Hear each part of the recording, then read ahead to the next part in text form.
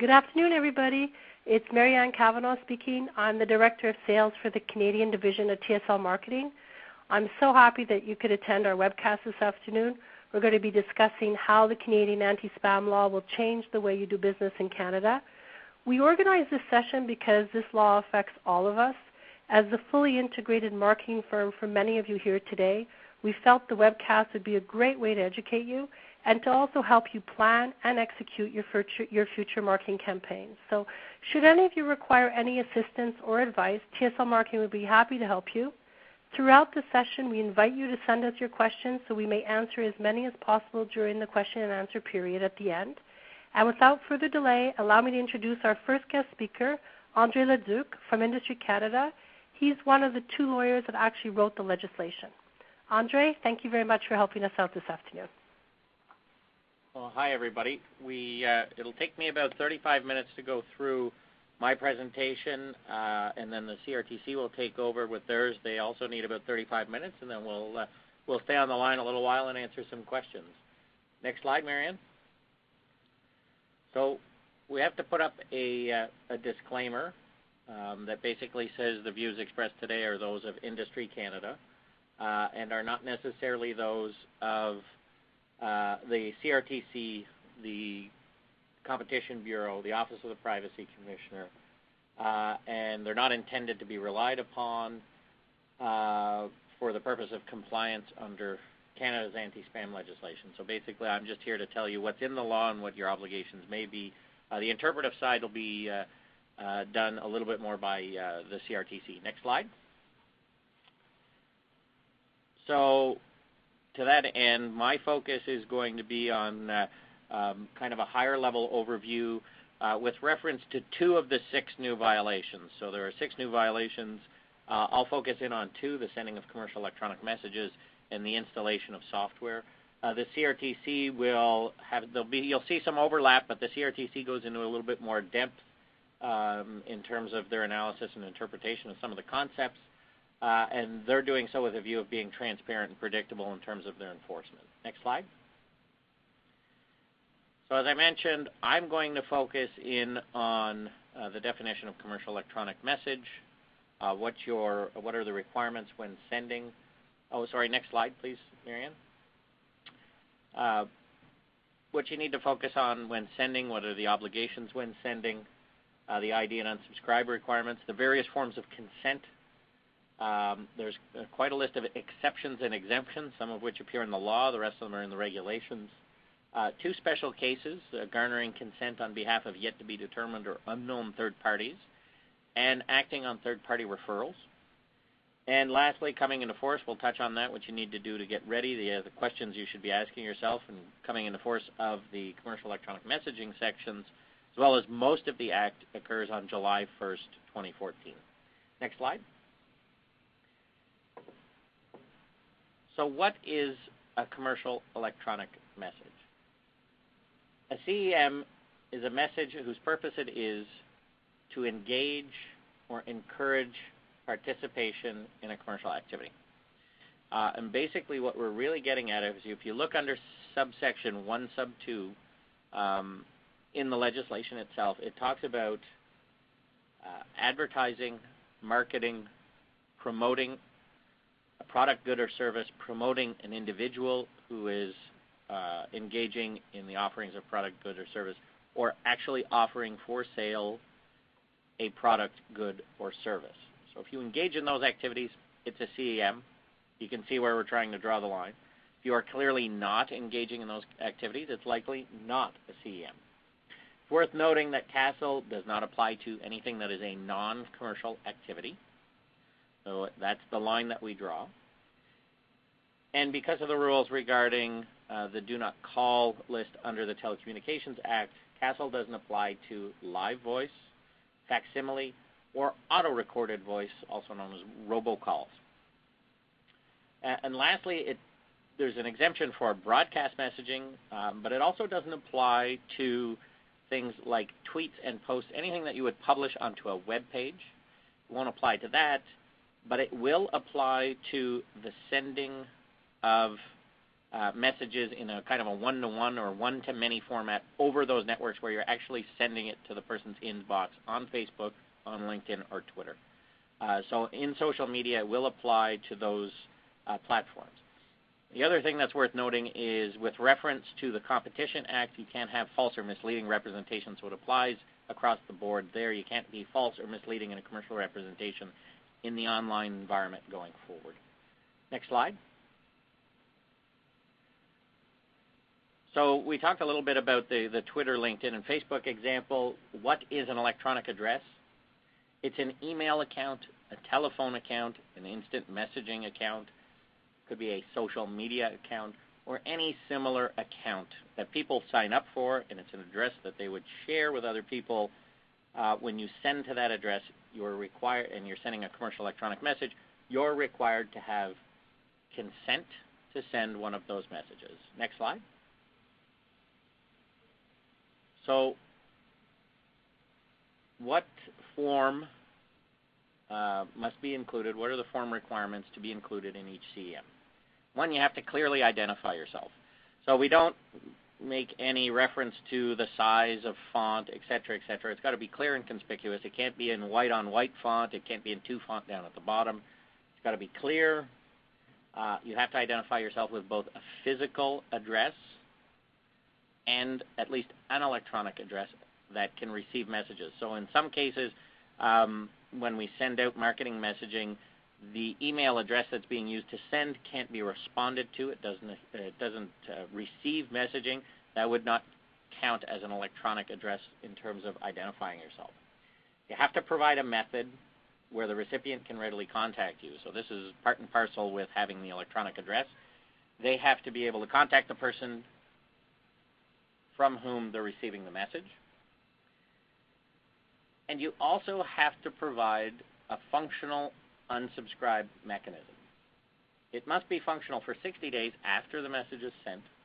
It must be made available at no additional cost to the recipient. So here we give an example about if I have a cell phone and I don't have a text messaging plan and each text message costs me 25 cents to send.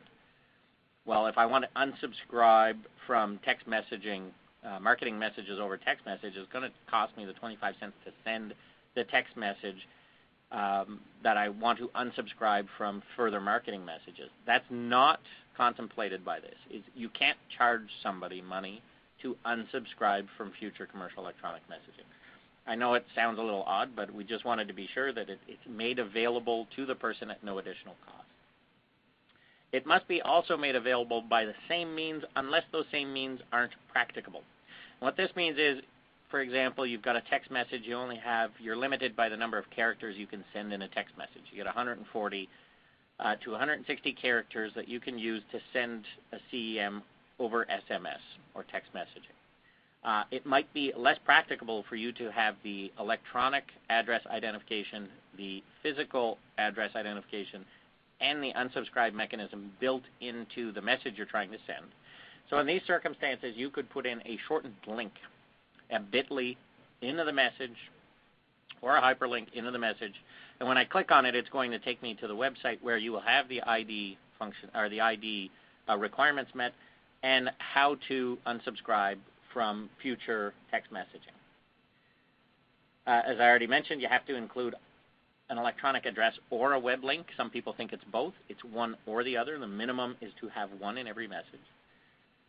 And when you receive a request from an individual to be unsubscribed from future messaging, you must act upon it without delay, but in any event, no greater than 10 business days. Next slide.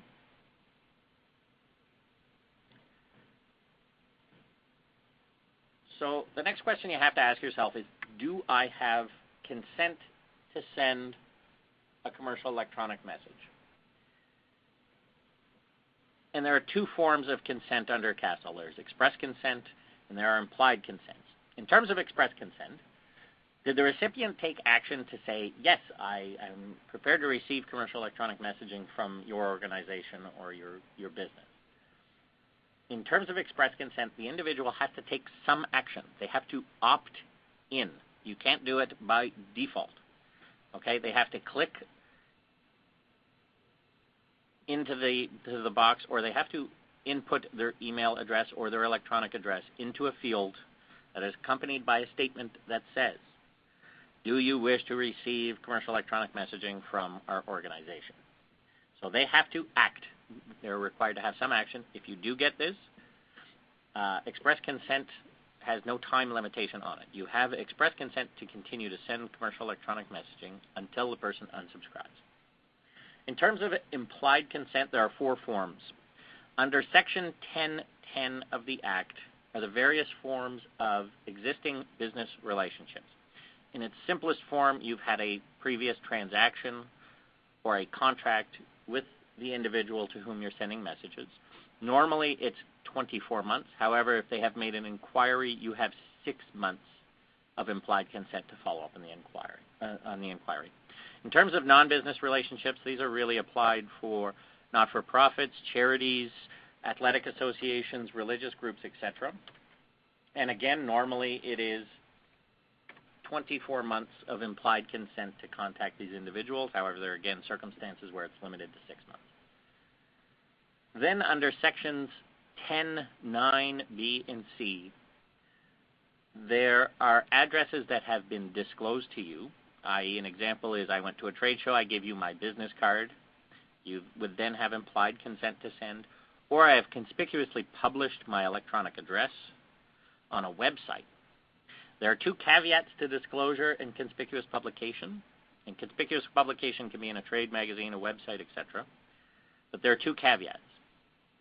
One, the message that you're sending me has to relate to my business role, functions, or duties in an official or business capacity. And 2, if it's accompanied by a wish not to receive CEMs at that address, you can't use that address to send CEMs. So the example I give here is I'm a dentist. I have a website. I publish my email address on my website.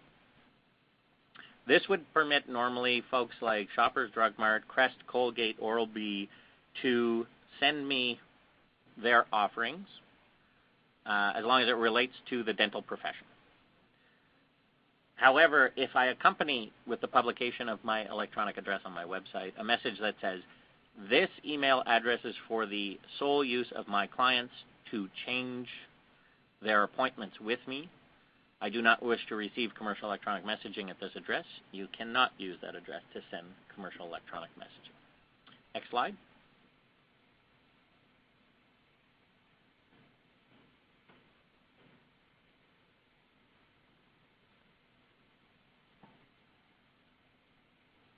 So a requirement under the Act, under Section 13, is the burden of proof is on the sender of a commercial electronic message to prove that they have one of the forms of consent. If you're challenged on it, either in the courts or by the CRTC, the Competition Bureau, or the Office of the Privacy Commissioner, you need to have proof.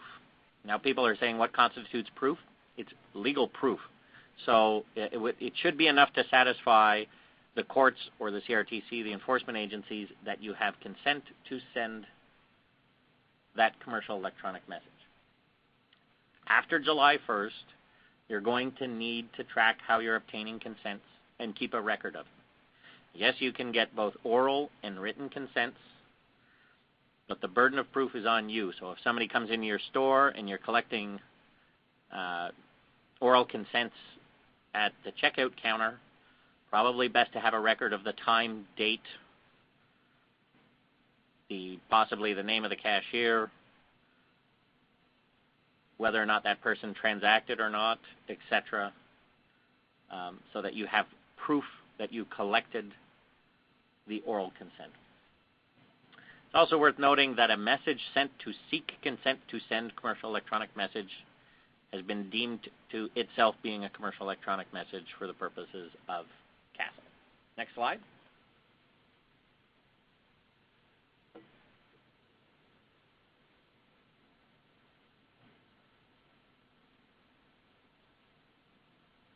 There are circumstances where consent is not required to send a commercial electronic message.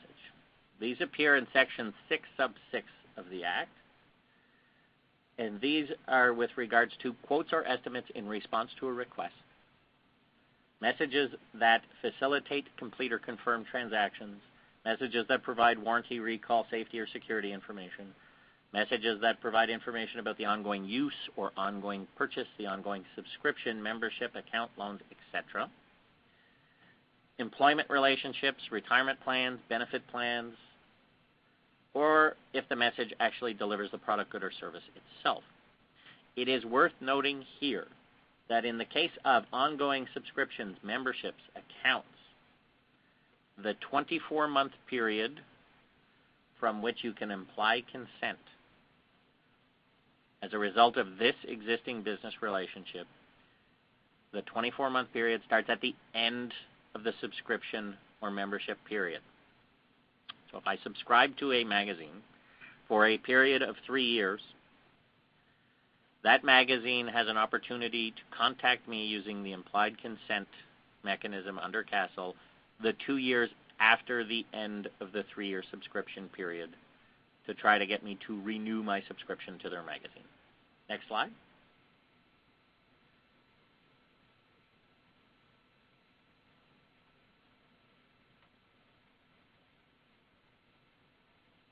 The next question you have to ask yourself is this message exempt?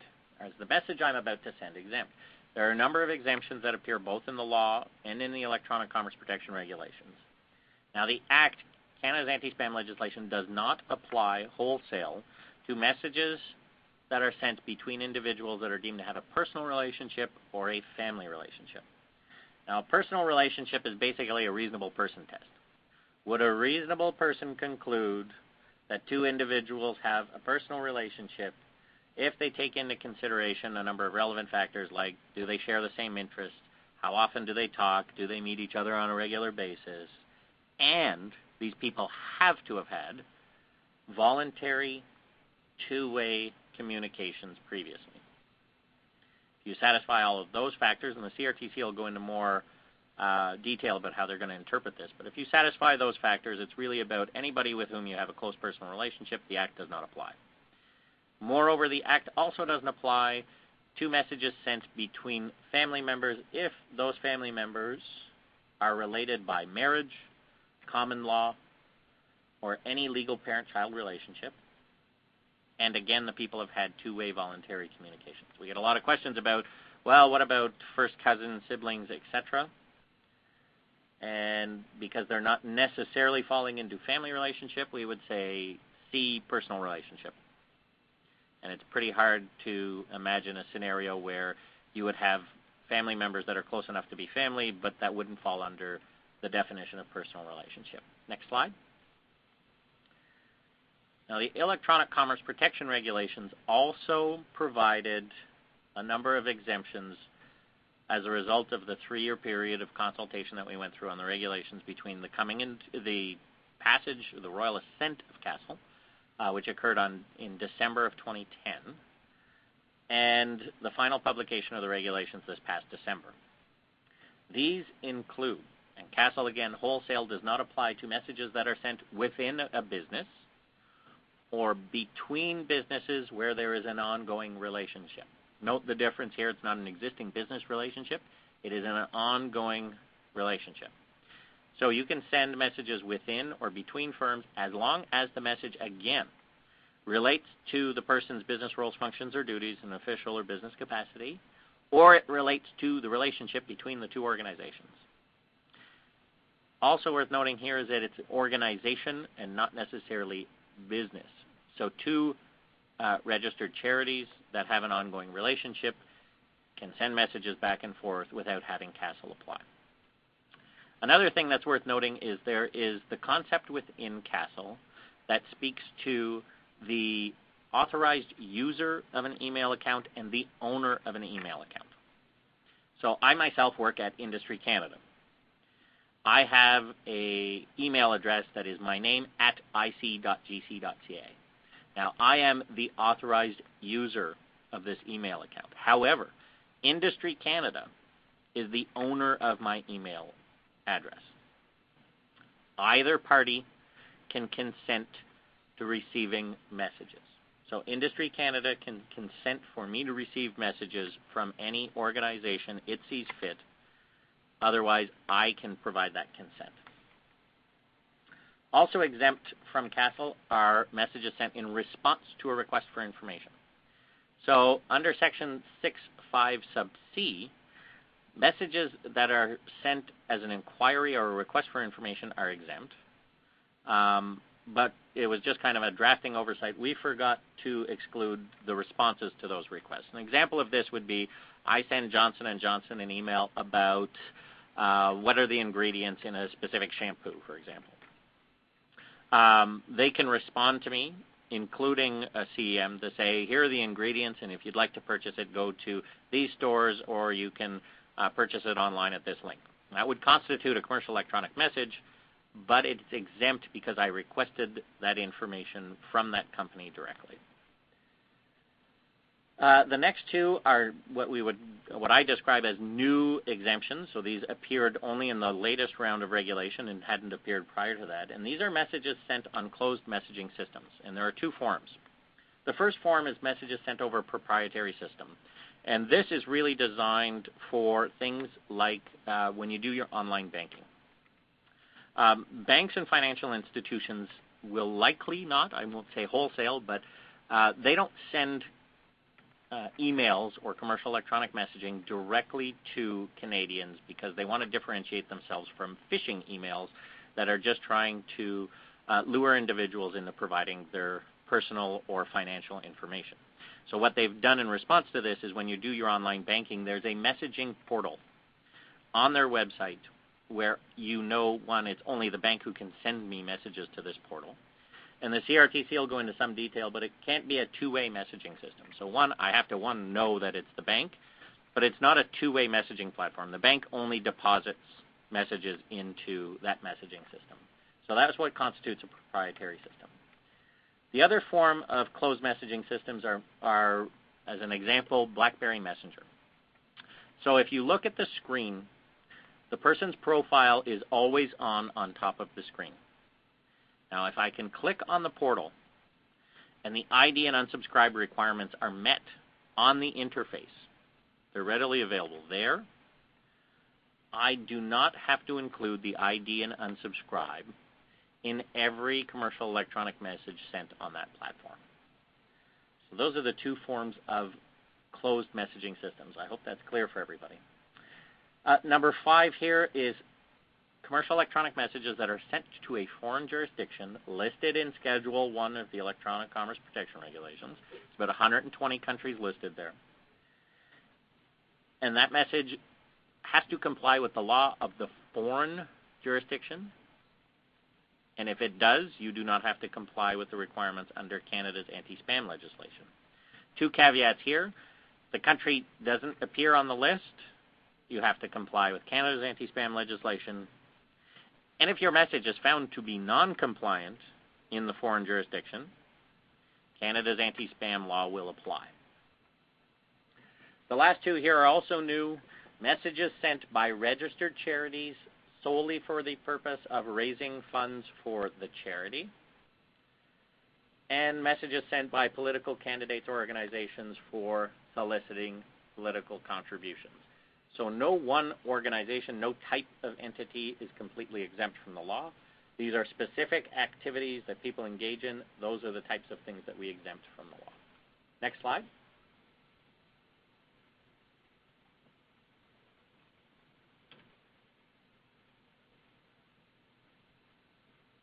So we'll talk a little bit. I mentioned the 2 special cases. You can collect consent. So under the anti-spam legislation, you can get consent on behalf of a yet-to-be-determined unknown third party. So you can get consent on behalf of your enterprise or your organization. You can get consent on behalf of known partner organizations or third parties. And then you can also get consent on yet-to-be-determined third parties. Next slide. It's worth noting, though, that the ID and unsubscribe requirements still apply to any message sent using this. But I'll run through a scenario here, an example. So Air Club seeks Susan's consent. And on the left-hand side of Susan, you see that green check mark and the solid line, the arrow going up to Air Club. That's Air Club garnering Susan's express consent for Air Club to send Susan commercial electronic messaging. At the same time, Susan consents. This is the dotted line going back up to Air Club. She clicks on a box that says, I also consent for third parties, yet to be determined third parties, to send me their promotional commercial messaging. Next slide. So what this does is Air Club is now collecting consent on behalf of the yet to be determined rent-a-car company that they're going to be working with and hotel chain that they're going to be working with. If Susan no longer wishes to receive third-party CEMs, it's Air Club's responsibility to inform both rent-a-car and hotel and anybody else who they provided that list to the information that Susan has removed or withdrawn her consent to receive messages from third parties. If rent-a-car or hotel send the message, next slide, it is rent-a-car, hotels, and Air Club's responsibility to ensure that everybody in that chain knows that Susan has withdrawn consent to receive messages from third parties. Note that it does not necessarily mean, because the consents are separate, does not necessarily mean that Susan is withdrawing her consent to receive emails from Air Club. It's that Susan is withdrawing consent to receive emails from unknown or other third parties.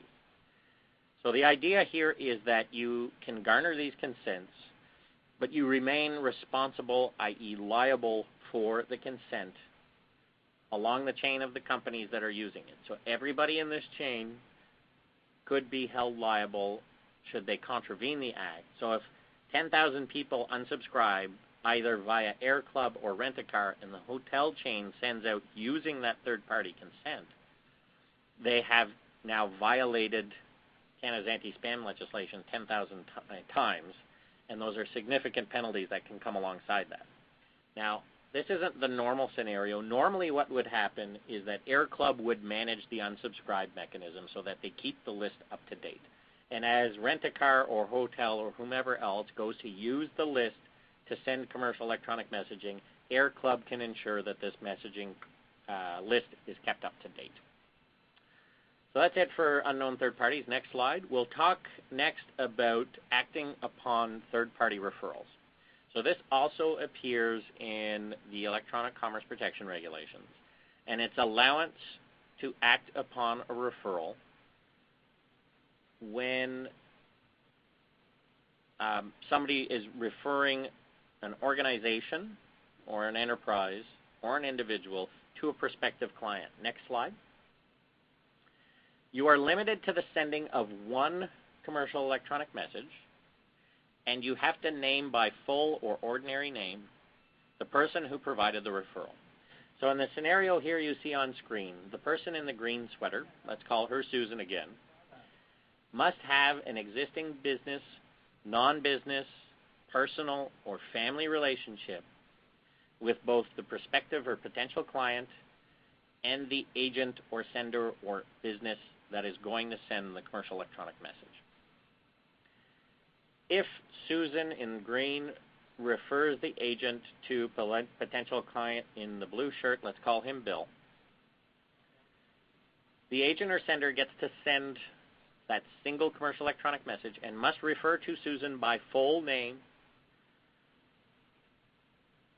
And what this permits is that Bill down on the right with the white hair and the blue shirt can contact Susan and say, Susan, quit giving my email address out to real estate agents. I've already sold my home and I don't need them contacting me anymore.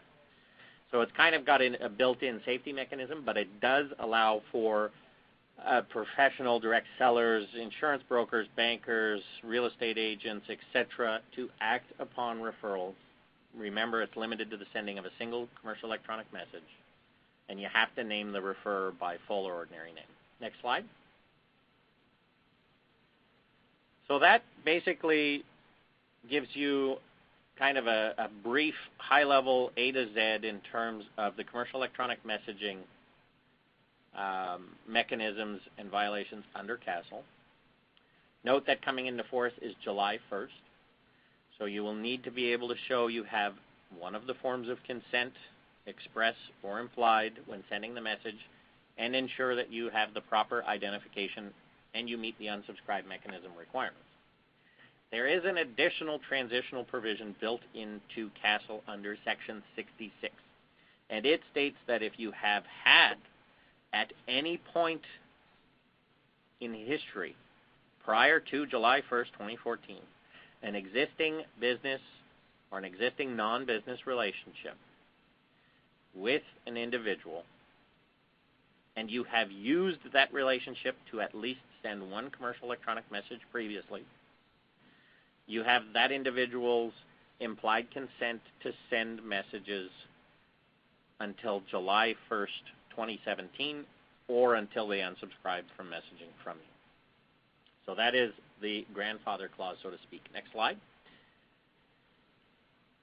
So you've got to go through and ask yourself the right types of questions. How and when and where did we collect this person's electronic address and or personal information? If you are already PIPEDA compliant, this is only kind of an incremental step in terms of compliance burden. You've got to ask yourself, do we send commercial electronic messaging? Is this in fact a CEM, or is it a non-commercial message? Are the messages that we send covered by CASL, or are they possibly exempt? Again, between businesses, within a business, messages sent for a legal or juridical obligation, etc. How do we provide, or how do we ID ourselves in messages, and how do we act on our unsubscribe mechanism? And it must be included in every CEM. How are we garnering consents, and how are we recording consents? You got to make sure you can demonstrate consent for every message sent, and you got to be able to act on unsubscribes. Next slide. So that's it for CEMs. Next area of focus is under Section 8 of CASL, which is the installation of computer programs on another person's device.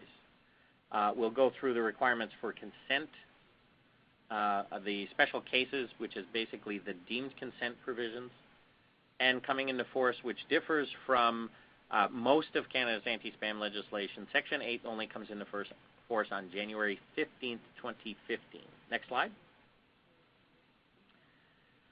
So if you are installing a computer program or software on another person's device, on somebody else's computing system and or smartphone, etc., you must have express consent to do so. The only exception is when you are acting in accordance with a court order. Next slide. That said, Section 10 sub 8 of CASL and the Electronic Commerce Protection Regulations provide a mechanism of deemed consents where reasonable people are deemed to have provided express consent for the installation if, 1, a telecommunications service provider installs software to protect the network, or to upgrade or update all or part of their network. It's worth noting now that a TSP, as defined in CASL, differs from what you would normally think of under the Telecommunications Act. A TSP under CASL is any company or group of companies who together or apart provide a telecommunications service. So examples of this is Microsoft and IBM get together with Scotiabank and Shoppers Drug Mart to provide all of the companies that provide product to Shoppers Drug Mart a facilitated transactional framework, and they provide the telecommunications service to do that. In that scenario, Shoppers Drug Mart and Scotiabank and Microsoft and IBM are telecommunications service providers for the purposes of CASL. Another example is General Motors when they provide the OnStar service. Now, nobody would think normally General Motors as a telecommunications service provider, but they do under OnStar. They provide that telecommunications service to GM customers. For the purposes of CASL, they're considered a TSP. Not limited to TSPs is the installation of a computer program to address a failure in the computing software or hardware. So an example here, we'll just keep using the GM example. They notice that there's a software glitch in the computing system within the automobile that is responsible for controlling the braking system. They don't await they're not going to wait for people's consent to install software. that addresses that failure because they don't want people to be getting into car accidents all over the country, so they can go ahead and update that software without the requirement for consent. Section 10.8 also lists a number of different types of programs that are deemed to have that the people have expressly consented to the install of this. These include cookies, HTML code, JavaScript, operating systems, or programs that are executable only through the use of another program that you've previously obtained consent to install. Next slide.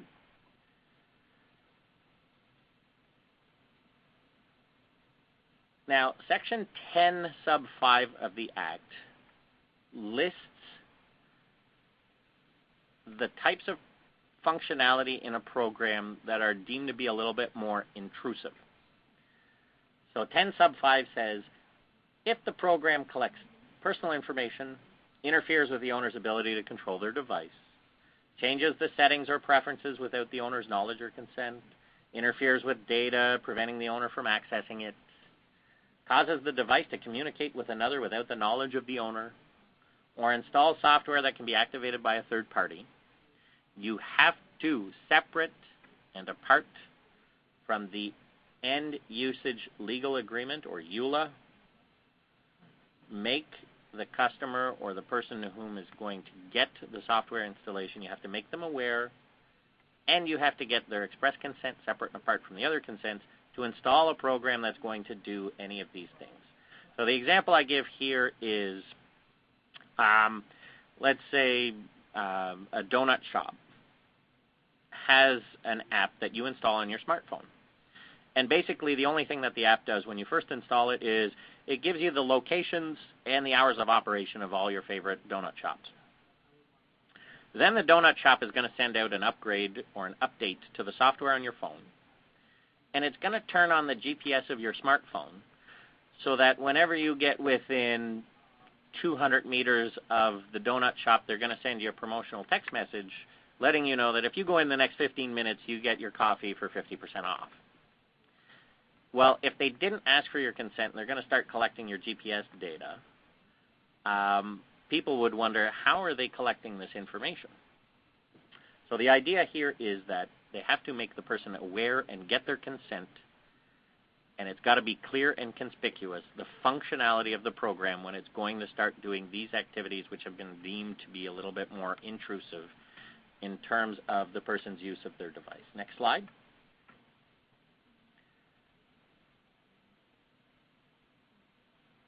In terms of updates and upgrades, consent is required for these. However, consent can be assumed for updates and upgrades to those computer programs that we talked about previously, cookies, HTML, JavaScript, operating systems, things that are done to protect the network for the safety and security of the network, to protect a failure in the software, etc. Those updates and upgrades are all deemed to be okay. You also may, when you're installing the program, seek the person's consent for all updates and upgrades in future. But in the example that I gave, if you have what is basically a simple app that becomes a very complex app that starts collecting personal information, you have to request consent. If you're changing the functionality and it triggers any of those things like the collection of personal information, you have to get consent for that type of upgrade in each circumstance going forward. So if I'm changing the functionality of the software so that it's doing any of those things, I need to get the person's consent to trigger those activities. Next slide. So these sections of the Act come into force on January 15th of next year. And here again, there's a transitional provision built into the legislation that stipulates any software that was installed prior to January 15th, 2015, you can update or upgrade that software without a requirement for an additional consent for a period of 3 years, so it will take you to January 15th, 2018. Next slide. So what do you have to do to prepare in terms of the software functionality under CASL, or the computer installation of computer programs? have to examine your software. You have to understand whether or not you're actually installing on other people's devices. Is it the type of program that you can assume consent for, like an operating system or cookies? Does the program trigger any of those additional functions like collection of personal information? And are we going to have to meet those enhanced requirements when seeking consent? And do you have a mechanism to get consent? If not, it may be necessary to develop a mechanism to seek and obtain consent before installing the program. Next slide.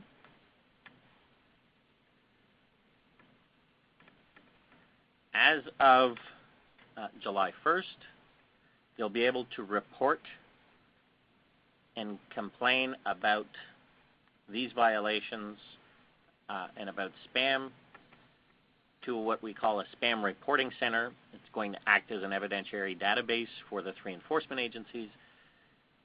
You'll be able to report through fightspam.gc.ca. Next slide.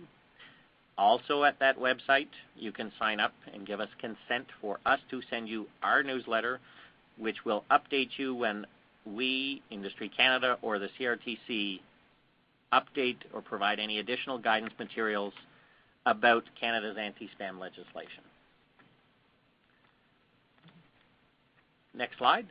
That's it for me. I'm going to hand it over to Dana now. So, the additional information, including this presentation, is available on fightspam.gc.ca, and you have to click on the resource section, and then you would click on the publication section, and it's the first one under publications is this presentation, so you'll have access to it electronically. Thank you, Andre. I appreciate you taking the time to step us through the law and helping us to better understand it. At this time, I'd like to introduce your colleagues and our CRTC guest speakers, Dana and Linda. Thank you. Thank you, Marianne. Hello, everybody. As Marianne indicated, my name is Dana Lynn Wood, and I'm joined here today with my colleague, Linda Coe. Both of us are senior enforcement officers here at the CRTC, and we're going to walk you through a deck here today that helps complement what we've heard from Andre today. Next slide, please, Marianne. So what you'll see before you right now, much like my colleague over at Industry Canada, we have a disclaimer here. I just want to take a moment to have a look at it. This presentation that we're going to be delivering today has been drafted by Commission staff, and it doesn't actually bind the Commission. Also, it's not the views of my colleagues over at Industry Canada, the OPC, or the Competition Bureau. So next slide, please. So the purpose of the CRTC speaking to you today, the purpose of what we view the purpose of our session is to offer as much predictability and transparency as we can within our confidentiality obligations with the legislation. So, pardon me. So we need to protect future cases, but the goal of the legislation is to actually promote compliance. So we're going around speaking to a number of organizations to discuss how we're going to approach our enforcement, as well as trying to offer some additional interpretation and some guidance so that businesses can get ready for CASL on July 1st. Next slide, please. So here are the major highlights that the CRTC is going to speak to you about today. I am going to touch briefly on the enforcement of CASL. Andre gave a wonderful overview of the Act, so we won't be going into the different violations as much, but I am going to touch on some of the enforcement tools that we will use to conduct our investigations, as well as I'm going to touch briefly on undertakings. But the real bread and butter of our presentation today will come from Linda Coe, and she's going to take the opportunity to walk you through the CASL regulations, as well as the information bulletins that were posted on our website on October of 2012 last year. We're happy to provide you today with additional guidance material with respect to the GIC regulations that were finalized in December of 2013. And this is new material that actually isn't posted online, but we've been including in our presentations, so you will hear it firsthand here today. as well as I'd like to leave you with an idea of some of the communications products that are going to be coming out leading up to coming into force so that you can expect to see them. Also, again, to help you with developing your compliance programs within your own organizations. Just going to take a quick moment here to manage everybody's expectations on the phone. Although, you know, we are going to do a short Q&A session after we're done running through our presentation deck today. But the CRTC, like, it is impossible for us to answer every scenario question, but for the ones that we cannot answer, what we're doing is we're taking note of them and we're bringing them back to the Commission, and it's helping us shape and formulate our guidance material moving forward. Over the course of the last month, we've gone from coast to coast and we've spoke to a number of organizations who have brought forth some of the issues that they're facing when developing their compliance programs and changing their systems, you know, bringing different questions to our attention. And although we may not have the answer at this time, we are taking it back here at the Commission, and we have a team that is working on them, and it helps formulate our future guidance material.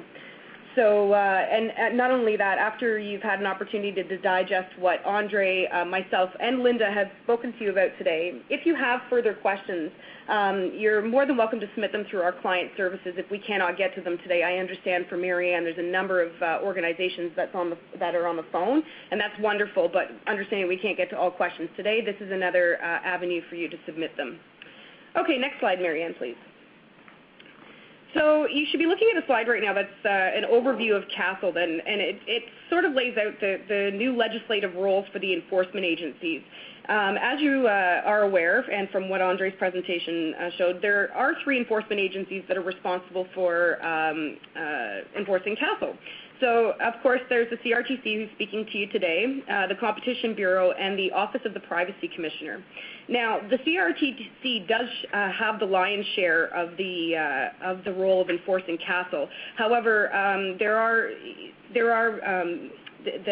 new legislative roles for both the Bureau and the OPC, which I won't get into too much, but the Bureau's mandate has now been expanded to include false and misleading representations online, and the Office of the Privacy Commissioner will look after actions such as address harvesting or dictionary attacks or spyware, etc.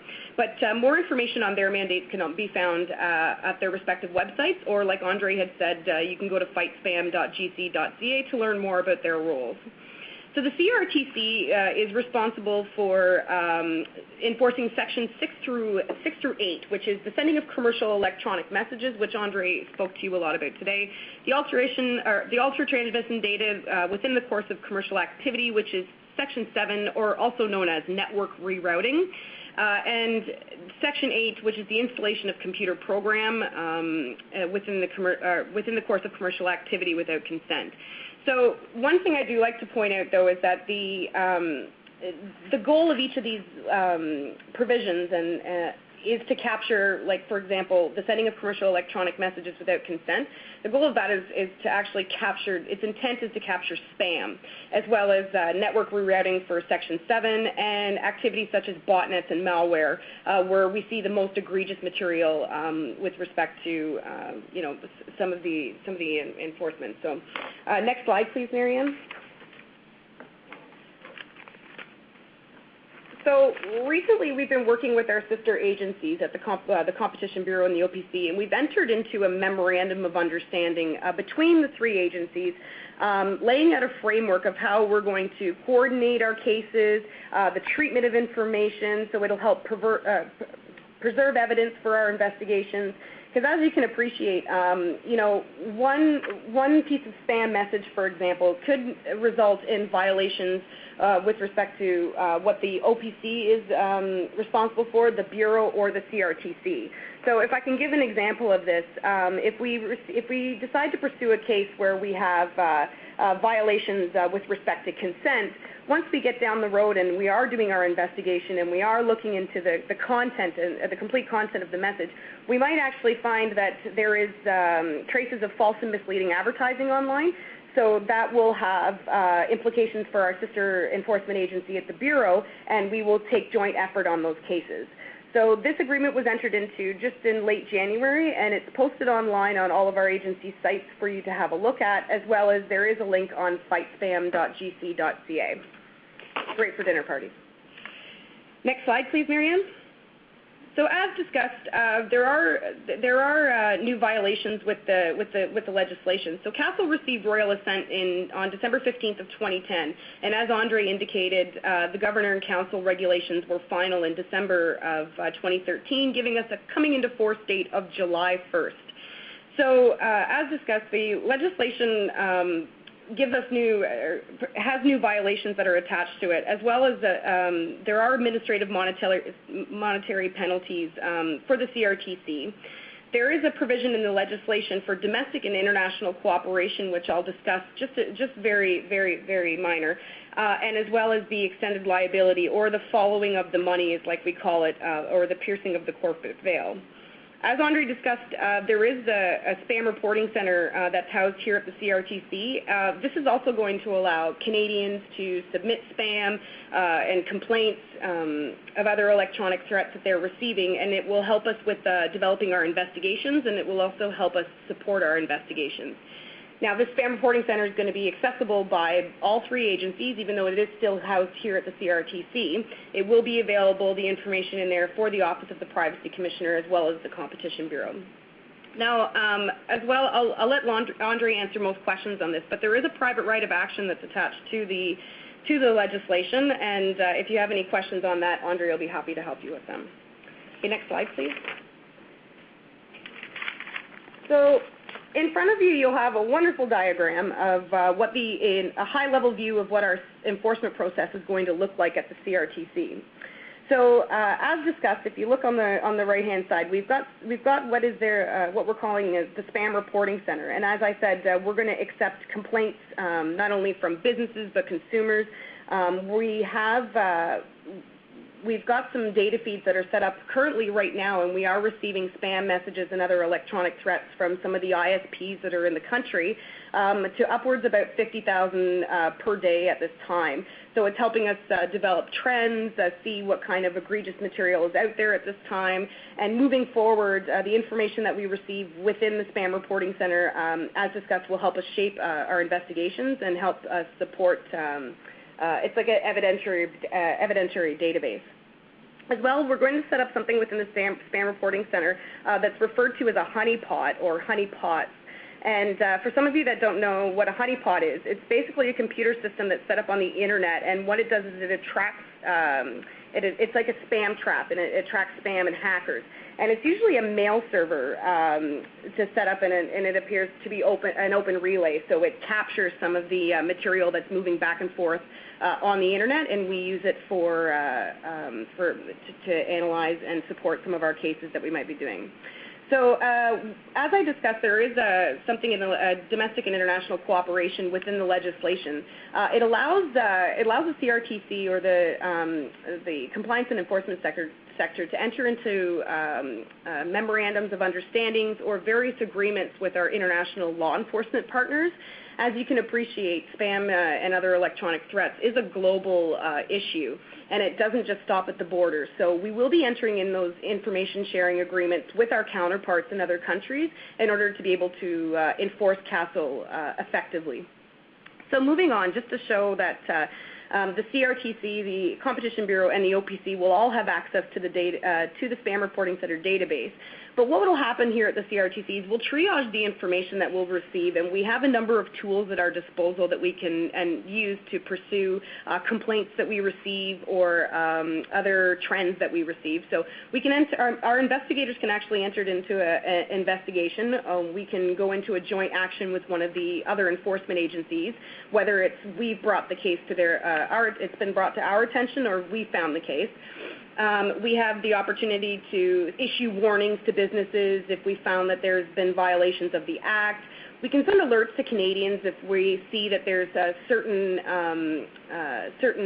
egregious activity that's happening online with respect to scams. We can alert Canadians on it, and also we have the opportunity to, educate the businesses and consumers on, as everything unfolds with our cases, et cetera, or do a number of webinars like we're doing today, just to help everyone better understand what our approach is and how they can comply with the legislation.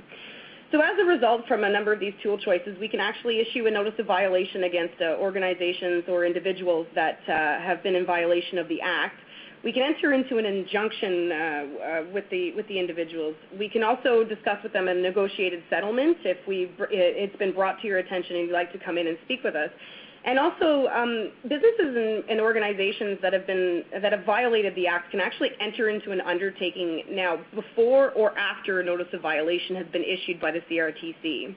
So it's important to note that there may be a monetary component that'll accompany this part of the undertaking if you come to us beforehand. But this will all be done on a case-by-case basis with you. The next slide, please. So as Andre discussed, there are significant monetary penalties that are attached to the legislation if you're found in violation. So the maximum penalty for an individual that the CRTC can issue is $1 million per violation. And as well as you can see here that the maximum penalty for an organization is up to $10 million per violation. Now, I also like to note here two different things. Number one, there's a list of factors that are set out in the legislation that the CRTC must take into consideration when issuing or determining what type of AMP is appropriate for when businesses or individuals have been found in violation of the Act. Now, not only that, it's important also to note, much like with our unsolicited telemarketing rules, if there can be found more than one violation there can be more than one violation per. If you're found in violation of the Act, so take for example sending of one commercial electronic message. So there can be a number of violations that are attached to that. So with respect to consent, identification, and unsubscribe. So if you send one commercial electronic message that can not include those three things, that's three different violations for one email that's been sent. So it's important to keep in mind. So I mean, if you send 10,000 messages and there's 3 violations per 10,000 messages, I mean, that's all taken into consideration and it adds up as well. So also, I just wanted to speak quickly on the extended liability. So directors and officers of corporations can actually be found liable if they directed or authorized their employees to act within the scope of their employment. So this is where I just talk about like a little bit of the piercing of the corporate veil. And the idea behind this is that, take traditional spammers, for example. If they set up shop under a certain business or organization name, and that organization, we go after that organization. If they close up shop and show up somewhere else under a different name, if we didn't have this extended liability built into the Act, we would have issues going after them for the violations of the Act. But because of this, we can actually go directly after individuals. So, next slide, please.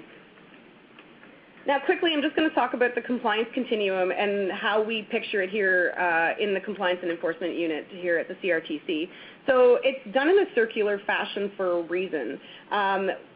When we decide to go forward with a case or if we find an organization in violation of the Act, we don't necessarily have to follow it as in talking to them first, issuing a warning letter, entering into a negotiated settlement. We can actually enter right into a notice of violation depending on how, depending on how egregious the material or what we're looking at is.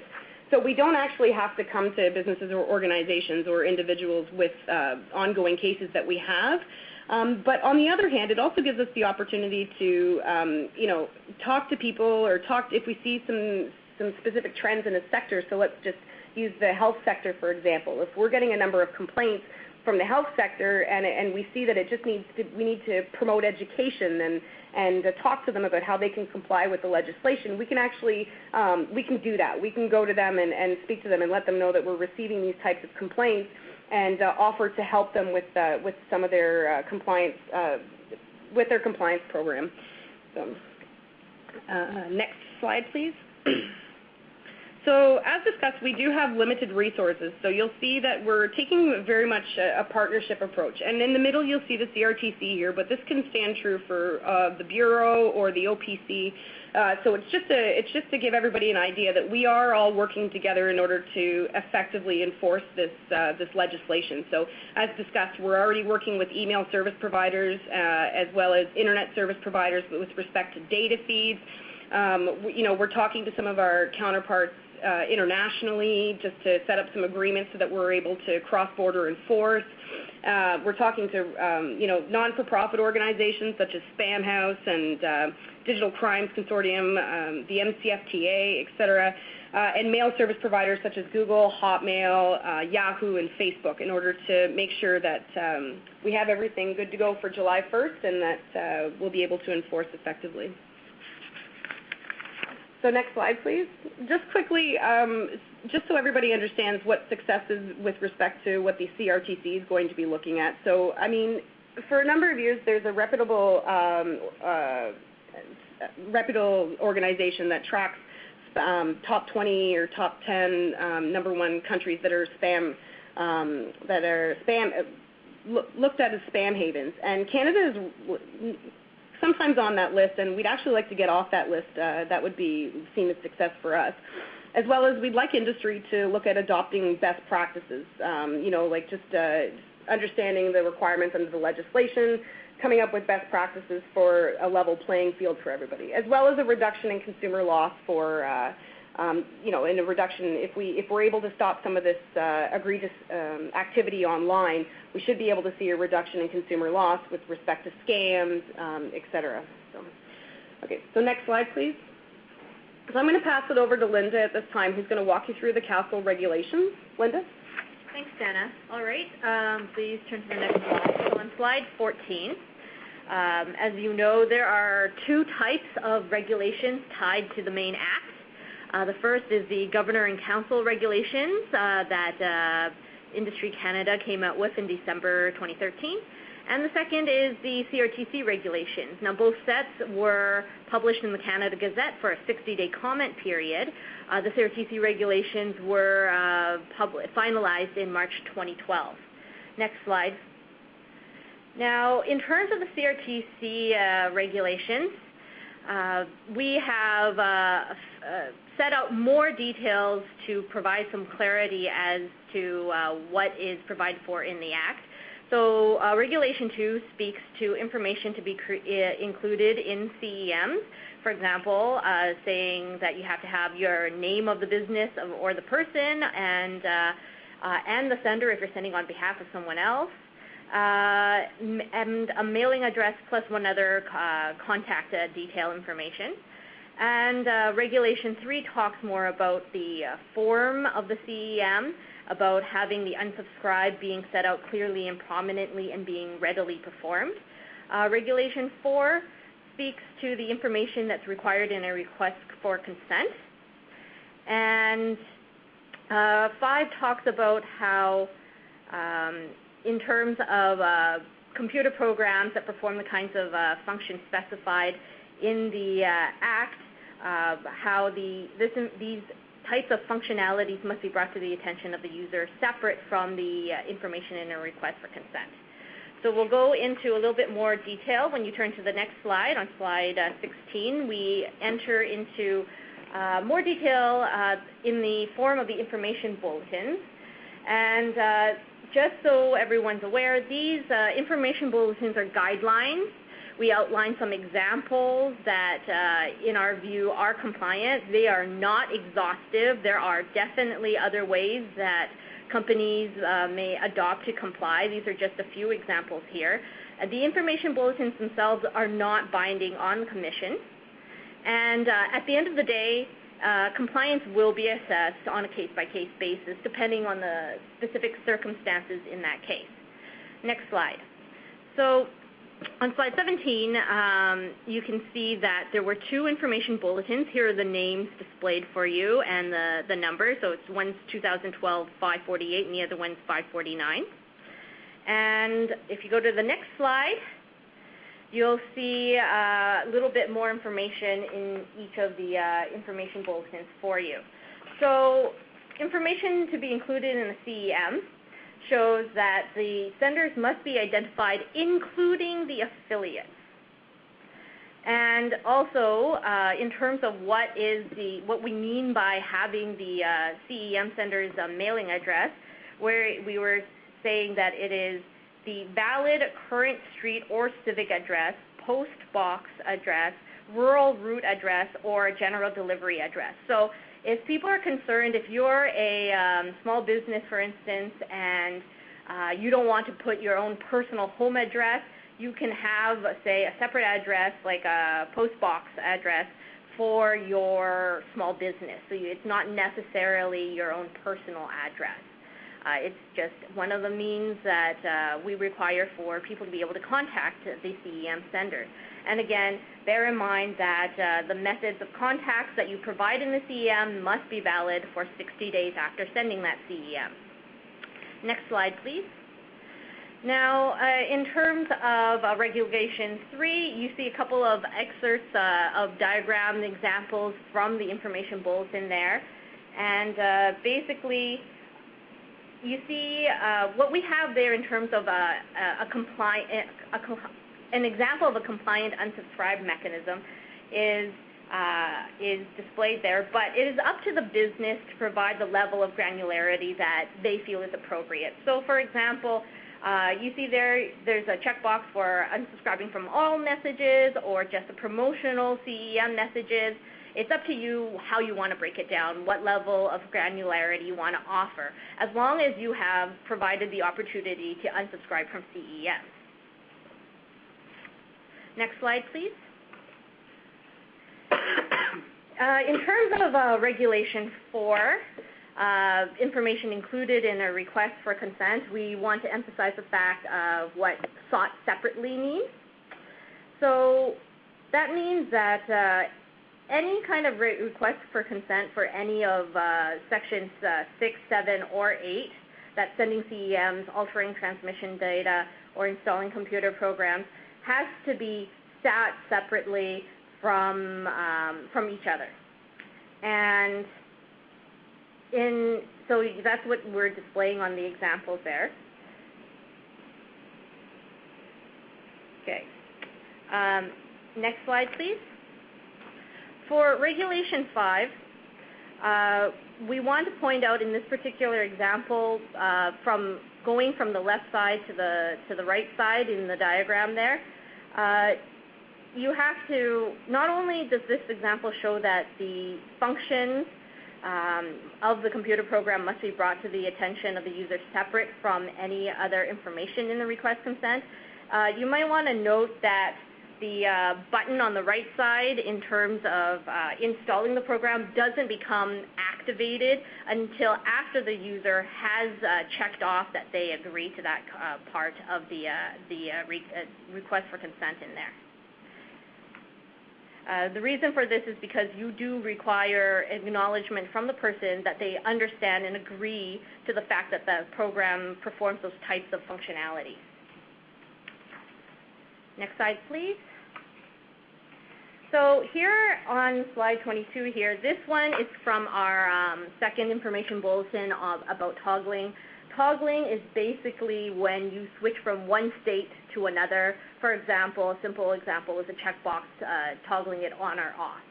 Now, as we've alluded to previously, here what you need to take away from this is you have to have a proactive action. The user has to take a positive action in order to indicate that they have provided consent.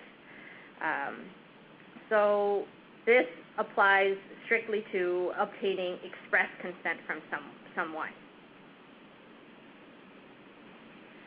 Now, if you turn to the next slide, we're going to head into a section on additional guidance material. And some of this is based on the fact that, as we alluded to before, we get a lot of questions. We're not able to individually answer every single question we receive. So the next section represents a grouping of themes that we've picked out from questions we received, and that's what you're going to hear us addressing. So next slide, please. In terms of personal and family relationships, Section 6 of CASL, as we've mentioned, doesn't apply for situations where the CEM is sent where there's a personal or family relationship. And as Andre alluded to before, this means that there has to be direct, voluntary, two-way communication between the sender and the recipient. The non-exhaustive list of factors set out in the paragraph 2B there, sharing of interest, frequency of communication, etc., will be taken into consideration. And as mentioned in the RIAS, the definition of personal relationship should be limited to close relationships. And I just want to note here that while the RIAS is not binding on the RIAS is not binding on the Commission or in court, so it's not legally binding. But just point out here that in this particular respect, the Commission staff here, staff view is that we do agree with this point in the RIAS. So, and the other point to make note of is personal relationship exists between individuals. You cannot have a personal relationship between legal entities like corporations. Okay. So, next slide, please. On slide 25, this slide talks about express consent that may have been obtained prior to CASL coming into force. So if you have a valid consent that existed before July 1st to send certain recipients CEMs, then you will be able to continue to rely on that express consent, even if it didn't quite meet all of the specific identification and contact requirements that we require you to have starting July 1st under CASL. Once CASL comes into force, though, you have to make sure that those CEMs are conforming to the requirements of CASL, i.e. meeting the proper identification requirements and containing the unsubscribe mechanism. And as I remember, as of July 1st, you will have to be able to have proof. So you have to be able to show that you did obtain this valid express consent. Now, next slide, please. There is a transitional period that applies to implied consent. And under Section 66, consent to send CEMs is implied for a period of 36 months beginning July 1st, unless the recipient, of course, withdraws earlier. For you to have implied consent, you would need to meet the definitions outlined in the Act for existing business relationship or existing non-business relationship. And the relationship has to include communication via CEM. So what this really does is, at the end of the day, normally under the Act, there is a time limitation to how long implied consent lasts for. Depending on the specific circumstances, it could be 6 months or 2 years. And because of Section 66, this period will be, these limitation periods will not apply for the 36 months starting July 1st. 2014. Next slide, please. So in terms of business-to-business CEMs, there is an exemption there where any CEM sent by an employee, representative, consultant, or franchisee of an organization to another similar employee, representative, etc., of the same organization doesn't need to follow CASL in this respect. But that message must concern the activities of the organization or a CEM sent from one organization to another organization if those two organizations have a relationship and it concerns the activities of the recipient organization. So in these cases, you don't need consent to send the CEM or to have the identification requirements or the unsubscribe mechanism. Next slide, please. In terms of quotes and estimates and requests, inquiries, and complaints, so there are two different sections, Sections 3B of the GIC regs versus Section 6.6 of the Act implicated on this slide. If you are sending a CEM that is in response to a request, inquiry, and complaint, requested by the person to whom the message is now being sent, you don't need to comply with Section 6 of CASL at all, including meeting the identification and unsubscribe mechanism requirements. But if you are sending a CEM that provides a quote or estimate specifically for the supply of a product, good, service, land, etc. there, or if the quote or estimate was requested by the person to whom you are sending this message, you don't need the consent requirements, express or implied, but you are still required to meet the information requirements like identification, and you are still then required to have an unsubscribe mechanism to the CEM. So that's Section 6.6 of the Act. An example of this would be an estimate to, say, recover an antique sofa, or a quote to repair your dishwasher. Next slide, please. Now, when we're talking about an electronic messaging service, if the messaging service by its nature makes information required under Section 6 of the Act readily available, as Andre alluded to earlier, then of course it's going to be redundant to require that particular information in each individual message itself. Now, we want to make sure that that information has to be readily available. And what that means to us in terms of a commission staff's view is that, for example, clicking an icon in a messaging service platform is more immediately accessible than requiring a consumer to navigate through a company website to drill down until they find this information. Next slide, please. Now, there is, in the Section 3E of the GIC regs, they speak about a limited access, secure, and confidential account. So we want to make sure that it's clear, the only persons, in order to apply this exemption, the only persons who may access such accounts must be just the person who owns and provides the account and the account holder. So it's only those two people who have access. As well, within those accounts, the communication is one way.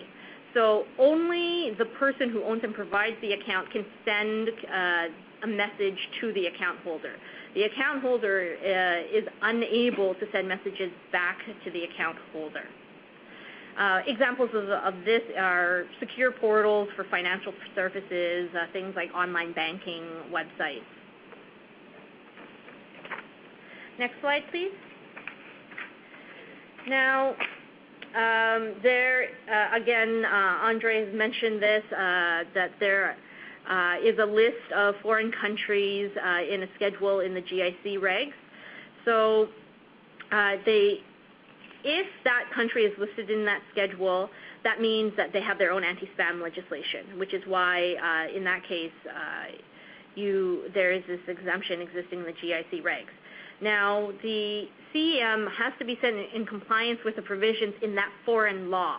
And this means that that law itself must be substantially similar to the contact prohibited in Section 6 of CASL.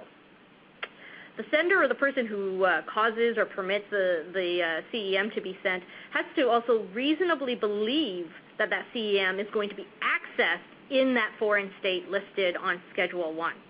So when we're talking about substantially similar, we're talking about a strong resemblance when we're talking about the legislation, bearing a resemblance to or possessing some of the characteristics of. It does not necessarily mean the same or identical. And when we talk about reasonably believe, it refers to the fact that given a fact or a combination of facts, somebody, a reasonable person would believe that that particular CEM is going to be accessed in that foreign country. Now, next slide, please. For registered charities, just please note that if you're going to try to make use of this particular exemption, everything's tied back to the CEM, and there is no broad general exemption tied to a type of organization. So you have to look back to what you're doing in your CEM. And in this exemption, you have to make sure this exemption only applies if the primary person of the CEM is to raise funds for the charity. When we talk about primary purpose, we mean the main reason or consequence. So basically, if you're going to look to rely on this exemption, the entire content of the message, you must look at it to say, is the primary purpose, which what Linda just explained, is the primary purpose to raise money for the funds. For example, if you're having a luncheon or you're hosting a dinner and you're trying to get people to buy tickets for $30, for example, towards going to this dinner. If the primary purpose and that money is going towards raising funds for the charity, then this is where you can rely on that exemption. Okay, next slide. It's a similar situation for political parties and candidates. Again, what we just said about primary purpose. So we have to look at what the CEM actually is doing in terms of its content. And next slide, please.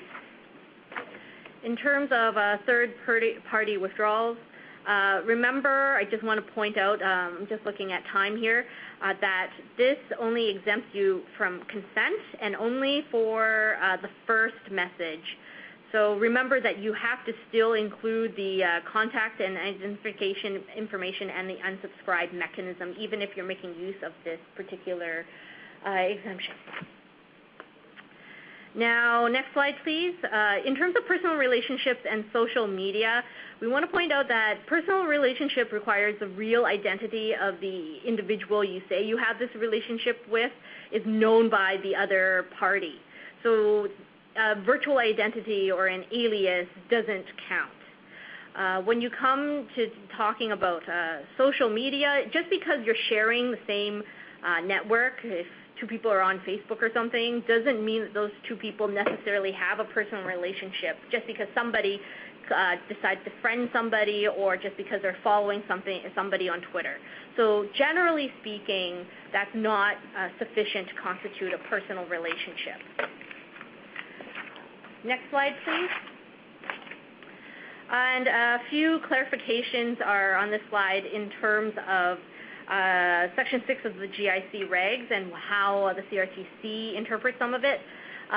In terms of the word solely, that means that if there is any other purpose other than the primary purpose set out in the regs, then that means that section would not apply. So solely means if anything else is included in there, then it's no longer solely.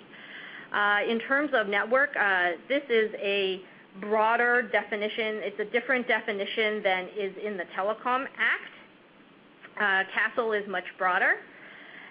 So we want to point that out. And in terms of failure, it means that without this change, the program would not function properly or would not function according to consumer expectations. And next slide, please. So just a few notes on membership here. You want to make sure that even if you're relying on this particular exemption, you have to still meet the information requirements and have the unsubscribe mechanism. Double check that your membership definition, the people you're sending to actually are members according to the definition required, and that your association itself falls within the definition provided through CASL.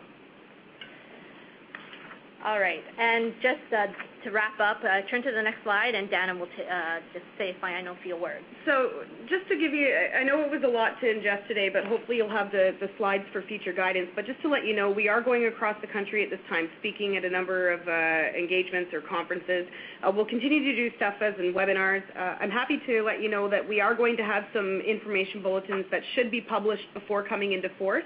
One of them you can expect to see will help you guide in building your corporate compliance program, because I know that a lot of the questions that we receive are with respect to how people build their compliance programs.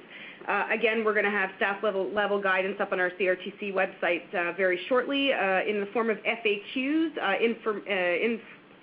informative videos, and different types of infographics, and I'll also be linked through fightspam.gc.ca. So I'll hand it over to Marianne at this time. We'll open the floor to Q&A. Perfect. So thank you, Dana and Linda. Examples always speak 1,000 words, and they really definitely help us to visualize the do's and the don'ts. Just before we start the Q&A, I'd like to thank all of you for spending time with us this afternoon. Should any of you need TSL marketing's assistance, we'd be happy to help you plan and execute your marketing campaigns.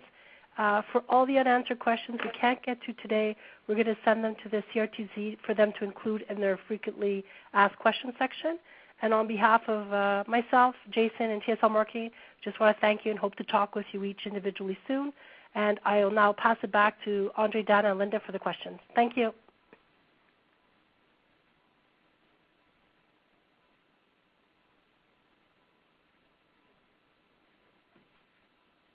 We'll take questions. Great. Anybody have any questions? Sure. Why don't I think Elena sent you a list of the questions, so perhaps I could just perfect, Audrey. Thank you. I've got them. The Industry Canada slides are available, as I mentioned. The CRTC ones aren't yet, right, Dana? That is correct, yeah. Okay. So the next question is, non-for-profit organization, specifically a church, do you fall under this law? Yes.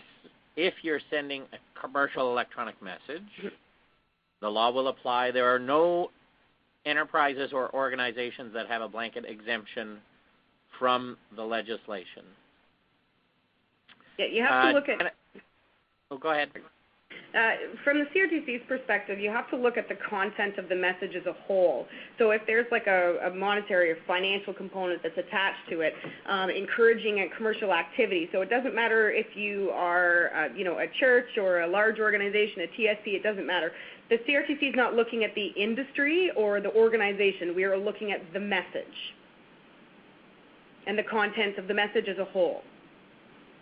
So, for example, if you sometimes we get this question, and I'll just go ahead and answer it. Sometimes we'll just take a law firm, for example. Sometimes they send out newsletters to individuals just for information purposes, or journalists send out articles for information purposes. If there's no commercial component to that message, then the message is not we don't consider it a CEM, and therefore the legislation doesn't apply. However, if you attach in the message, here's Merry Christmas, or like Happy Holidays, etc. By the way, we have a special on for mergers, 20% off this week. Well, then there's a commercial component that's attached to it, and it should be considered a commercial electronic message. It's marketing under the guise that you really need to do your own thorough analysis of the types of messages that you're sending in order to figure out whether CASL applies.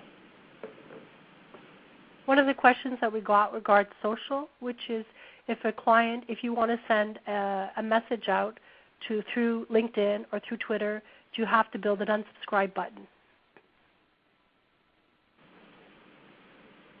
Andre, do you want to take that one? Or me? So, like I had mentioned previously, yes, you do. You don't have to have an unsubscribe button per se.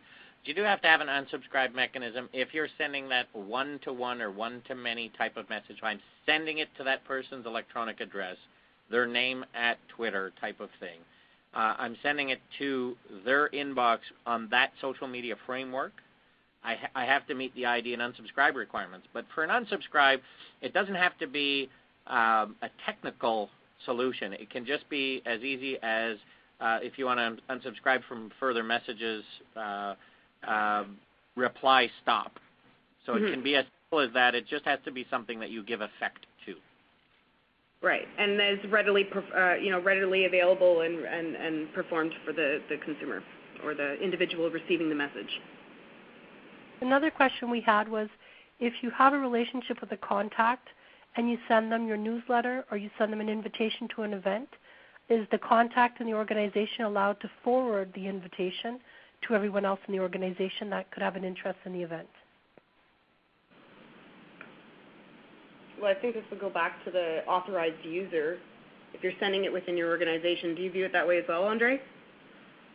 Yeah, that's right. So you can have the actual entity that owns the email address or the authorized user of the address give consent. Right. Within the organization. We have a few U.S. firms on with us, and they were wondering if this applies to them when they do business in Canada. That is correct. It does. CASL applies to you if you're doing business in Canada.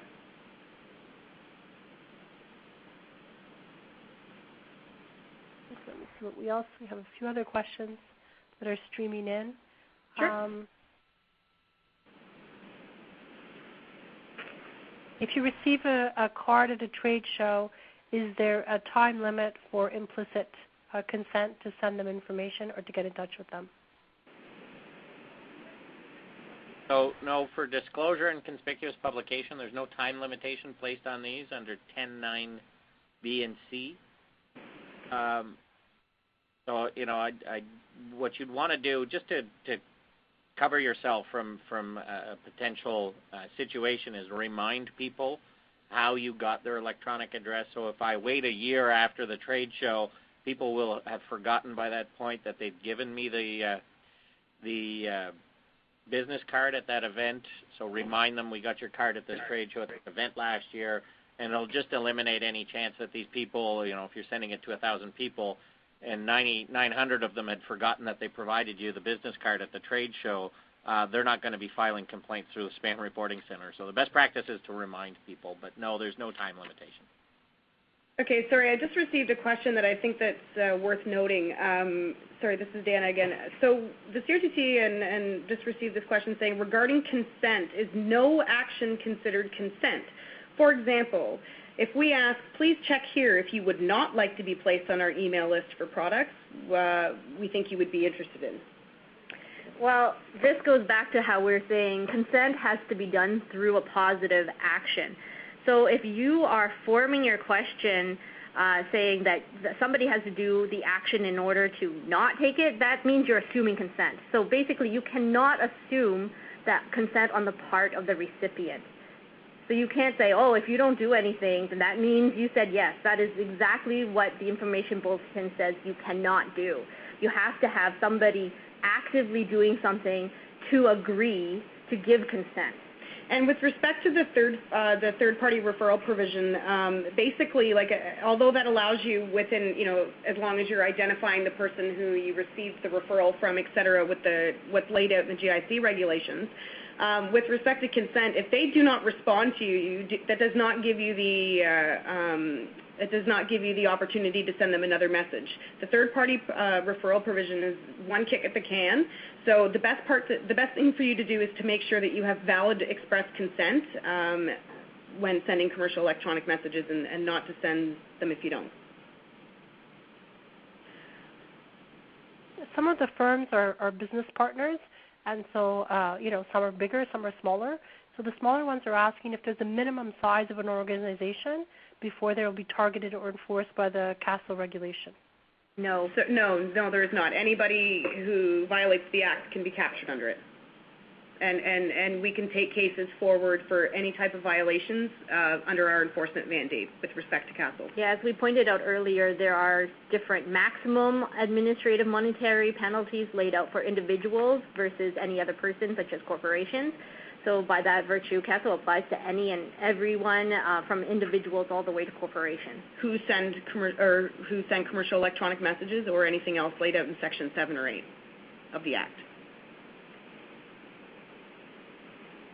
I have a question asking if a client sends out some information to clients before July 1st, is that considered implicit consent?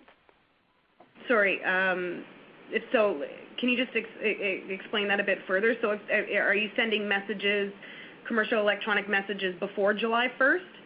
Correct. They're wondering if they send out a commercial electronic message to a prospect that they've met, if that would be considered consent, implicit consent, so that they are given that grace period of 2 years.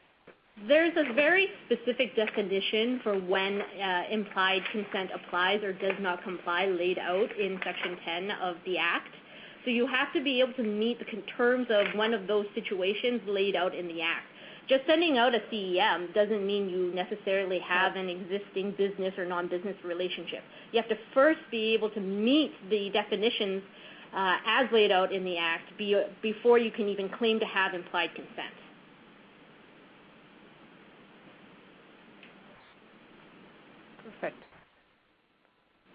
Jason, do you have any questions on your side that are coming up?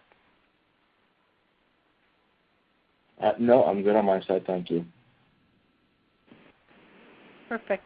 So, I mean, I'm sure there's other questions that are coming through. What we'll do is we will, as I said, put them together, forward them to the CRTC for them to include in the frequently asked question section. But I hope today was of use to all of you. And thank you very much for your time today. All appreciate it. Thanks, Dana. Thanks, Linda. Thanks, Andre. Thank you. Thanks, everyone.